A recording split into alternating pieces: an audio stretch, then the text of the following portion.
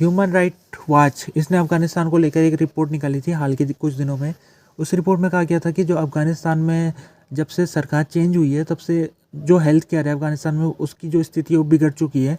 एक वजह ये है कि अफ़गानिस्तान में अब फ़ॉरेन पैसा नहीं आ रहा है, क्योंकि जो अमेरिका है वो अब उसने अपना हेल्प देना बंद कर दिया है।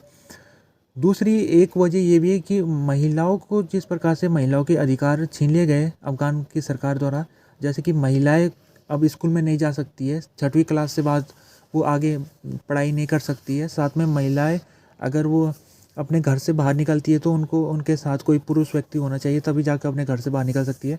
तो जो महिलाएं वो हेल्थ केयर से कट चुकी है, अब वो हेल्थ केयर का उनका जो सुविधा थी अब उनको नहीं मिल पा रही है, ये रिपोर्ट में कहा गया है। जैसे कि महिलाएं पढ़ाई नहीं कर सकती है तो फिर वो आने वाले समय में डॉक्टर भी नहीं बन पाएगी, ना ही वो नर्स बन पाएगी। तो महिलाएं हेल्थ केयर सेक्टर में नौकरी भी नहीं कर पाएगी, ये रिपोर्ट में ये भी कहा गया है।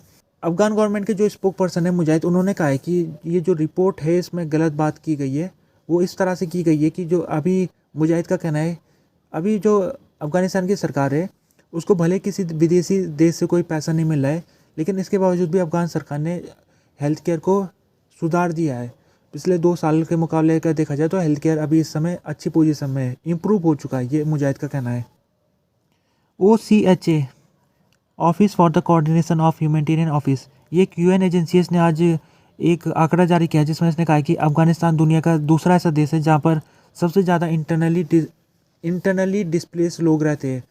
तो अफ़गानिस्तान में कुल मिला के भी 6.3 मिलियन इंटरनली डिस्प्लेस लोग हैं और ये आबादी का 1/6 हिस्सा है।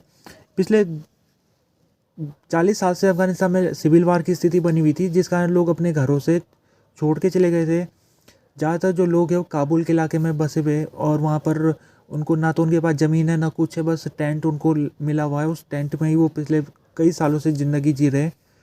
तो इस समय अफ़गानिस्तान में ऊपर से पाकिस्तान से भी जो लोग हैं उनको भेजा जा रहा है अफ़गानिस्तान के अंदर। तो अफ़गानिस्तान में जो डिस्प्लेस लोग हैं उनकी संख्या बढ़ती जा रही है दिन प्रतिदिन, और ऊपर से इन लोगों को हेल्प भी नहीं मिल पा रही है क्योंकि जो विदेशी देश है उन्होंने हेल्प करनी बंद कर रखी है। तो इन लोगों के लिए अब कुछ हो नहीं पा रहा है। अफ़गानिस्तान को लेकर मीटिंग हुई थी बिश्केक किर्गिस्तान में, और इसमें सेंट्रल एशिया के देश शामिल हुए थे और यूरोपियन यूनियन के जो अफ़गान ऑफिसर है उन्होंने भी इसमें शिरकत की थी। तो ये जो मीटिंग है इसमें इस्लामिक एमिरेट को नहीं बुलाया गया था, अफ़गान सरकार को इसमें बुलाया नहीं गया था। इस मीटिंग में डिस्कशन हुआ कि किस प्रकार से अफ़गानिस्तान को लॉन्ग टर्म पीस वहाँ पर लाया जाए और स्टेबिलिटी लाया जाए अफ़गानिस्तान के अंदर। जो यहाँ पर अफ़गानिस्तान सिचुएशन है वो स्टेबल नहीं है, और क्योंकि जो अफ़गान गवर्नमेंट है वो केवल तालिबान से मिली हुई है, इसके अलावा कोई दूसरा पॉलिटिकल ग्रुप उसमें है नहीं। जो पड़ोसी देश है अफ़गानिस्तान के, उनको लगता है कि कभी भी स्थिति फूट सकती है, यहाँ पर कभी भी वायलेंस हो सकता है, सिविल वार की स्थिति अफ़गानिस्तान में बदल सकती है, जिसका असर वो सेंट्रल एशिया में पहुँचेगा। तो सेंट्रल एशिया के देश इसको रोकने के लिए वो कई सारे कॉन्फ्रेंसेस कर रहे हैं। वो यूरोप के देशों के साथ कॉन्फ्रेंस कर रहे हैं, इसके अलावा जो अफ़गान के पड़ोसी देश है पाकिस्तान और चाइना, ईरान, इनके साथ भी वो कॉन्फ्रेंसेस कर रहे हैं। और कोशिश उनकी ये है कि किस प्रकार से अफ़गानिस्तान को स्टेबल किया जाए, यहाँ पर लॉन्ग टर्म पीस अफ़गानिस्तान में लाया जाए, ताकि अफ़गानिस्तान अगर स्टेबल रहेगा तो फिर जो सेंट्रल एशिया और दूसरे जो पड़ोसी देश है वो भी स्टेबल रहेंगे।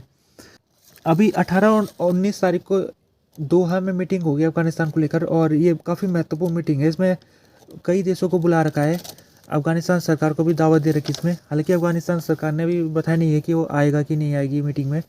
जो अमेरिका है उसने भी इनवाई तैयार कर दिए, जो ये 2 इनवाई उसने घोषित कर रखे। एक है special representative for Afghanistan Tom West, और दूसरे special envoy for women and human right Rina Amiri. ये अमेरिका की तरफ से दोहा कॉन्फ्रेंस में शामिल होंगे। तो अमेरिका ने ये कह रखा है कि वो अफ़गान गवर्नमेंट को तभी तस्लीम करेगा जब अफ़गान गवर्नमेंट रिफॉर्म करे। वो महिलाओं के जो अधिकार है, अफ़गान महिलाओं को अधिकार मिलने चाहिए, तभी जाके वो अफ़गान सरकार को रिकॉग्नाइज़ करेगा।